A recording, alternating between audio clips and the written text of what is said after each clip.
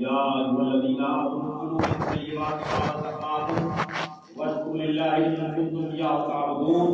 اے ایمان والو، تم پاکیزہ حلال طیب چیزیں کھاؤ جو ہم نے تمہیں عطا کی ہیں، اگر تم میرے شکر گزار بندے بننا چاہتے ہو۔ مگر دنیا میں آنے کے بعد انسان دنیاوی خواہش اور دنیا کے لہو لہی میں مشغول ہو کر کے، لوگوں کے دنیا داروں کو دیکھ کر کے خود وہ دولت مند بننا چاہتا ہے، دولت کا مال اکٹھا کرنا چاہتا ہے، سوچتا ہے کس طریقے سے میں امیر آدمی مالدار آدمی بن جاؤں اور دنیا کے لوگ مجھے دولت مند اور امیر کے لقب سے پکاریں۔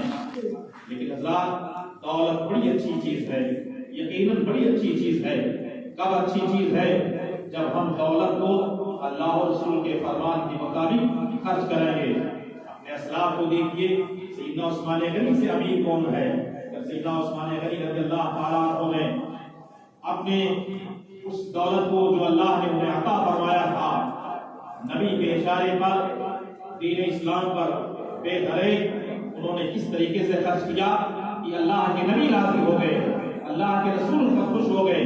اور جب اللہ کا نبی راضی ہو جائے، اللہ کے رسول راضی ہو جائے تو خالق کائنات راضی ہو جایا کرتا ہے، ساری کائنات راضی ہو جایا کرتی ہے۔ لہٰذا ہمیں اور آپ کو چاہیے کہ اس کے حلال کمائیں، خود کھائیں اور اپنے بچوں کو کھلائیں۔ یہ جو آج ہماری اولادیں نافرمان ہو رہی ہیں، آج ہم اپنے بچوں کے بارے میں طرح طرح کی شکایتیں پیش کرتے ہیں، بیان کرتے ہیں، اس کی واحد وجہ یہی ہے کہ ہم نے صحیح معنوں پر اپنے بچوں کو کی پرورش نہیں کی ہے، ان کو ہم نے اس کے حلال کھلایا نہیں مکمل۔ اگر اس کے حلال کھلایا ہوتا، اگر اچھی زندگی ان کی ہم نے بنائی ہوتی تو یقیناً میرے بچے اچھے ہوتے، وہ بھی وفاشیار ہوتے، وہ بھی دیندار ہوتے۔ آپ دیکھیے حضرات، اپنے اسلاف کے واقعات کو پڑھیے تو پتا چلے گا کہ بھول کر جن لوگوں نے اس کے حلال کو، جن لوگوں نے جس کو کھا لیا، بھول کر کے اپنا سمجھ کر کے بھول کو کھایا، تو حضرات انہیں کس طریقے سے نمازوں میں چاشنی کی کیسے چلی گئی۔ ابراہیم بن ادہم رحمۃ اللہ تعالیٰ علیہ ہیں، یہ اللہ کے نیک بندے ہیں، یہ آپ بہت بڑے بادشاہ گزرے ہیں، اور جب اب پر اللہ کا فضل ہوا اور انہوں نے تاریخ و سلطنت ہوئی، بادشاہت کو لات مار کر کے اور اللہ کی بندگی میں اللہ کے دین کو اختیار کر لیا، انہوں نے اللہ کو بنا دیا، اپنے خدا کو راضی کر لیا، تو اللہ نے ان کا رتبہ اتنا اونچا فرما دیا، دین کی زبان سے جو بات نکلتی تھی اللہ اسے پوری فرما دیا کرتا تھا۔ سینا ابراہیم علیہ السلام سلطنت چھوڑنے کے بعد اللہ کی بندگی کرتے رہے، اپنے مولا کی عبادت کرتے رہے۔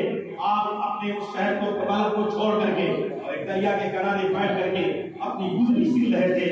ابراہیم علیہ السلام اپنی گزری سل رہے ہیں اور اسی شہر کا ایک انسان گھوڑے پہ سوار ہو کر کے کئی سفر کر رہا تھا، اس کی نگاہ اچانک جاتی ہے کہ ابراہیم کے ادھم بیٹھے ہوئے ہیں، یہ تو بلد کے بادشاہ ہیں، انہوں سلطنت کو چھوڑ دیا، اتنی بڑی بیوقوفی کیا کہ سلطنت کو چھوڑ کر کے اور دریا کے کنارے بیٹھ کر کے وہ گزری سل رہے ہیں۔ حضرات دیکھو، اللہ کا ولی اللہ کا جب قرب حاصل کر لیتا ہے تو اللہ کا اس پر کتنا بڑا فضل ہوتا ہے، اللہ کا اس پر کتنا بڑا کرم ہوتا ہے کہ دلوں کے خطرات کو، دلوں کو جاسوس، دلوں کے جاسوس ہوا کرتے ہیں، دلوں کے خطرات کو جان لیا کرتے ہیں۔ حضرت ابراہیم علیہ السلام کے بارے میں اس آدمی نے فلک کا رہنے والا یہ سوچا ہی تھا کہ حضرت ابراہیم علیہ السلام اس کی سوچ کو اللہ کے فضل سے، اللہ کی دی ہوئی طاقت سے، علم سے جان لے، یہ سوچ کیا رہا ہے۔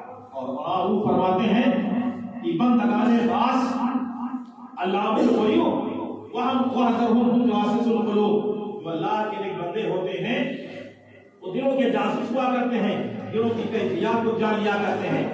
آپ جان گئے تو سیدنا ابراہیم علیہ السلام نے کیا کیا؟ اپنی اس سوئی کو دریا میں ڈال دیا، دریا میں پھینک دیا۔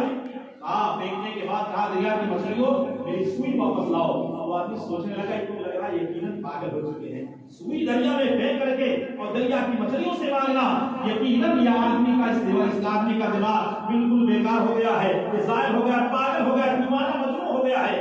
اتنا کہنا تھا ابراہیم علیہ السلام کا کہ تاریخ بتاتی ہے کہ ابراہیم علیہ السلام کی وہ سوئی جس کو آپ دریا میں پھینکا تھا، دریا کی مچھلیاں لے کر کے اور سونے کی سوئیاں بتا رہے کہ لے کر کے حاضر ہو گئی۔ اللہ کا کرم جتنا ہوا، آپ نے فرمایا نہیں، میری وہی سوئی چاہیے جس کو میں نے پھینکا تھا۔ حضرت ابراہیم علیہ السلام نے جب یہ فرمایا تو ایک چھوٹی سی مچھلی دریا کے اوپر آتی ہے، اس کے منہ میں وہی آگ کی سوئی جس کو آپ نے دیکھا تھا اور وہ لا کر کے دے رہی ہے۔ حضرات واقعہ سنانے کا مطلب یہ دیکھو، ابراہیم بن ادہم اتنے بڑے پہنچے ہوئے بزرگ، مگر انہوں نے جب زیارت حرمین طیبین کے لیے گئے اور کعبہ کا حج کیا، زیارت کی، مدینہ شریف حاضری دی، سرکار کی بارگاہ میں حاضری دے کر کے جب چلنے لگے تو دوستوں احباب کے لیے انہوں نے سوچا لاؤ تحفے تحائف لے لیں۔ ہوتا بھی یہی ہے، جو یہ آدمی حج کرنے جاتا عمرہ کرنے جاتا ہے واپس ہوتا ہے تو زمزم شریف تو تبرک نہیں وہاں کا، اور کھجور لیتا ہے اور کچھ لیتا ہے، مصلی لیتا ہے، تسبیحات لیتا ہے، تسبیح وغیرہ لے کر کے کہ ہمارے دل میں جڑنے والے ہیں، عزیز و اقربا ہیں، ان کو ہم تحفہ دیں گے۔ یہی سوچ کر کے حضرت ابراہیم بن ادہم ایک کھجور کی دکان پہ گئے، ایک نورانی شکل کے اور سفید داڑھی ہے، دکان میں بیٹھے کھجور بیچ رہے ہیں۔ ابراہیم بن ادہم نے کہا مجھے 2 کلو کھجور چاہیے۔ 2 کلو کھجور لیا اور وہ جب دکاندار توڑنے لگا تو شاید ان کا گرا اور اپنا سمجھ کر کے حضرت ابراہیم بن ادہم نے وہ کھجور کھا لیا۔ گرا تو اسی تول کے ہاتھ میں، ناپنے کے ضرورت میں، مگر اپنا سمجھ کر کے آپ نے سمجھا یہ میرا، جو آپ کی دکاندار نے تولا یہ میرا ہی ہے، اپنا سمجھ کر کے آپ نے کھا لیا، حقیقت میں تھا نہیں آپ کا۔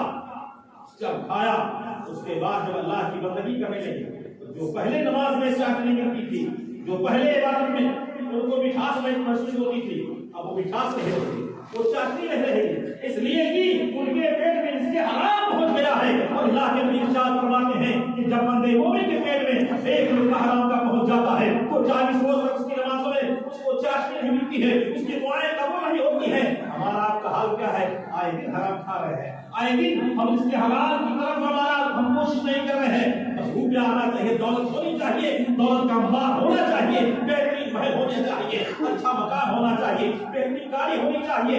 اچھا مکان بناؤ جہاں ہمیشہ رہنا ہے، اچھی گاڑی بناؤ جہاں ہمیشہ آپ کو رہنا ہے، وہاں کی تیاری کرو۔ وہ مکان جس میں آپ جانے کے بعد ہم آپ جب جائیں گے یا کوئی بھی 3 گاڑی وغیرہ جائے گا تو ایسے مکان سے واپس نہیں آئے گا۔ جنت میں جب جائے گا کوئی آدمی اس کو واپس نکلنا نہیں ہے۔ جنت میں تو اللہ نے فرمایا وَلَكُمْ فِيهَا مَا تَشْتَهِي أَنفُسُكُمْ وَلَكُمْ فِيهَا مَا تَدَّعُونَ نُزُلًا مِّنْ غَفُورٍ رَحِيمٍ۔ جنت میں جس چیز کی تمنا کرے گا، آرزو کرے گا، خواہش کرے گا، اللہ تعالیٰ وہ چیز کے سامنے فوراً کے ذریعے سے بہت سوال ہے۔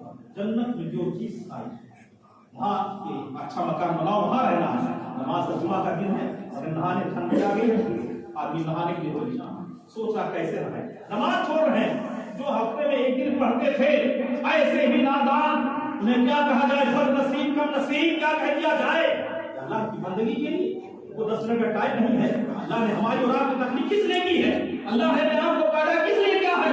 اللہ میں قرآن میں اللہ ارشاد فرماتا ہے وَمَا خَلَقُ الْجِنَّ وَالْإِنسَ إِلَّا لِيَعْبُدُونِ۔ ہم نے جنات اور انسان کو اپنی بندگی کے لیے پیدا کیا ہے، ہم تو آپ اللہ کی بندگی کرنے آئے ہیں۔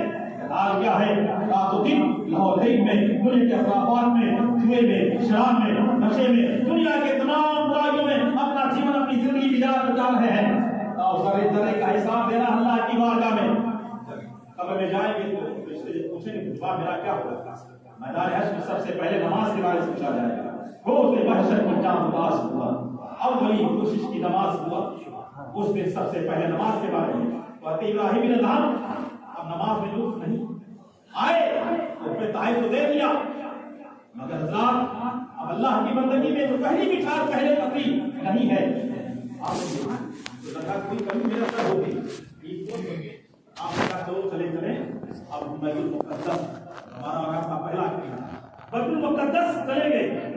ابراہیم بن ادہم اللہ کے ولی ہیں، بیت المقدس پہنچے، نماز عشاء پڑھی، عشاء پڑھنے کے بعد دروازہ بند ہونے کا ابتدائی ہوا، اور ابراہیم بن ادہم نے کیا کیا کہ جو چٹائی کنارے تھی مسجد کے اندر بیت المقدس میں گئے، کھول کر کے اس نے اپنے آپ کو لپیٹ دیا۔ کیوں لپیٹ لیا؟ سرکار فرماتے ہیں 40 ابدال ہوتے ہیں، اوتاد ہوتے ہیں، نوجوان ہوتے ہیں، نقبہ ہوتے ہیں، سب کی ڈیوٹی لگی ہے۔ حدیث شریف میں، بخاری کی حدیث ہے، سب کی اللہ نے ڈیوٹیاں لگائی ہیں۔ بغیر وسیلے کے آدمی کی زندگی پار ہو ہی نہیں سکتی، نہ دنیاوی نہ اخروی۔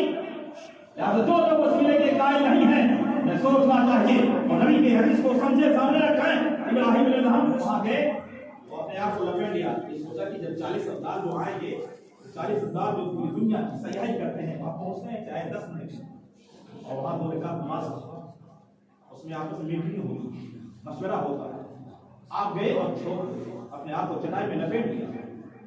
بیت المقدس کا عادل اس نے اعلان کیا کہ ٹائم بالکل قریب ہے، اس کو دروازہ بند ہونے والا ہے، اس کو نکلنا نکل جائے.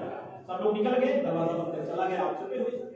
رات کا سناٹا ہوتا ہے، 2-2:30 بجتے ہیں، دروازہ کھولا جاتا ہے. دروازہ کھلتا ہے اور 40 لوگ اندر آتے ہیں. ایک مصلی پر جاتا ہے، 2 رکعت نماز پڑھاتا ہے، بیٹھ جاتے ہیں. آپس میں جیسے باتیں شروع ہوئی. ایک افراد نے کہا ارے آج ہماری جماعت میں سے کوئی دوسرا معلوم ہو رہا ہے، ہماری جماعت میں ایک دوسرا آدمی معلوم ہوتا ہے، ایک انسان معلوم ہو رہا ہے. دوسرے نے کہا افراد نے کہ ہاں وہی ابراہیم بن ادھم ہے. تیسرے نے کہا یہ اللہ کے افراد میں سے ہے، اللہ نے ان کو اتنا علم دیا ہے. نادانو سوچو، جب اللہ نے افراد کو، اولاد کو، نوجوان کو، نجوان کو، اپنے اولیاء کو اتنا علم دیا ہے تو جس کا تم کلمہ پڑھتے ہو اس نبی کو اللہ نے اتنا علم دیا ہوگا. کیسے کہتے ہو کہ نبی کو کوئی علم نہیں ہے، نبی کو کچھ نہیں معلوم ہے، نبی کو کوئی اختیار نہیں ہے، نبی کو کوئی بات نہیں ہے. رات میں ایمان کو اپنے سلامت رکھنا چاہیے. اللہ فرماتا ہے وَعَلَّمَكَ مَا لَمْ تَكُنْ تَعْلَمْ وَكَانَ فَضْلُ اللَّهِ عَلَيْكَ عَظِيمًا. ہم نے آپ کو جو نہیں جانتے سب سکھایا. قرآن میں اللہ فرماتا ہے ہمیں سکھا دیا. تم کیسے نبی کے کلمہ پڑھنے والے ہو کہتے ہو نہیں معاذ اللہ. ارے کوئی بھی بات معلوم ہوتی، کوئی وجہ ہوئی ہے، اللہ نے پوشیدہ رکھا ہے تو کوئی وجہ ہے. جیسے تمیم کی آگ کیوں نازل ہوئی؟ ایسے عائشہ کا ہار گم ہو گیا تھا. تاریخ پڑھو، اپنے آپ کو گمراہوں کے چکر میں مت کرو، ایمان عقیدہ سنبھالو. اگر ایمان عقیدہ ہے تو سب کچھ سلامت ہے. سجدے بیکار ہیں، روزے بیکار ہیں، نمازیں بیکار ہیں. ایسے ابراہیم چوتھے نے کہا، کیا کہا؟ یہ وہی ابراہیم جو حج کرنے گئے تھے تو 2 کھجور اپنا سمجھ کر کے انہوں نے کھا لیا تھا اس دکاندار کا. تو 5واں کہتا یہی تو وجہ ہے ان کو نماز میں وہ لذت نہیں مل رہی، اس لیے کہ اس کے حلال کھا لیا انہوں نے. اس کے حلال نہ کھا کر کے اس کے حلال میں حرام کا 2 کھجور ان کے پیٹ میں چلا گیا. اب چٹائی سے باہر آ گئے. ابراہیم باہر آئے، پوچھا. اس کے بعد یہ بات واقعہ لمبا ہے، ٹائم ہو گیا. مدینہ شریف پھر گئے اور دکان پہنچے، اس سے معافی مانگا. تو چونکہ معافی مانگنے کے لیے پہنچے تو حضور نہیں تھے. ان کا لڑکا کہا کیا ہوا؟ کہا کہ ایسا میٹر ہوا، ایسا معاملہ ہوا. وہ لڑکا سمجھ گیا کہ یہ آدمی بڑا نیکوکار ہے، اللہ کا ولی ہے، اس سے جو مانگو کہ اللہ تعالیٰ اس کی دعا قبول فرمائے. کہا وہ تو میرے باپ کے مالک تھے، میرے باپ معاف کریں گے، میں کیسے معاف کروں گا؟ کہا باپ کی جائیداد کا بیٹا ہی مالک ہوتا ہے، اگر آپ نے معاف کر دیا تو آپ کے ابو بھی معاف کر دیں گے. اس نے کہا جب جنت میں جانے لگے تو مجھ کو لے لیں تب ہم معاف کروں گا. تو اللہ جوڑی نے فرمایا یقیناً جب ابراہیم جنت کی طرف اپنے قدم کو اڑائے گا، حکم ربی ہوگا جاؤ جنت میں، تو تمہیں اپنے ساتھ لے کر کے جائے گا. اللہ کی ولی کی طاقت ہے، اللہ کا یہ معاملہ ہے. آزاد دیکھو ابراہیم ولی ہو کر کے 2 کھجور کھا لیا تھا بھول کر کے، ان کی نماز میں شاشی چلی گئی. اور ہم اور آپ اگر روزانہ حرام کا کھائیں گے تو نماز میں برکت کہاں ہوگی؟ ہمارا کم اٹھے گا، ہمارا خرچ اٹھے گا. لہٰذا اللہ کی بارگاہ میں آپ سچی توبہ کریں اور اس کے حلال کھانے کی کوشش کریں، کھائیں خود کھائیں، اپنے بچوں کو کھلائیں. تب نماز کے لیے ہماری کوشش ہوگی کہ ہم نماز پڑھیں گے، نیک کام کریں گے، ہمارا ذہن گندا نہیں ہوگا، ہمارا دل صاف ہوگا، دل صاف رہے گا، سارے حالات صاف رہیں گے. اللہ تعالیٰ کی بارگاہ میں دعا ہے اللہ تعالیٰ آپ سب کو اسی طرح سے چلیں فرمائے اور اس کے حلال کھانے کی توفیق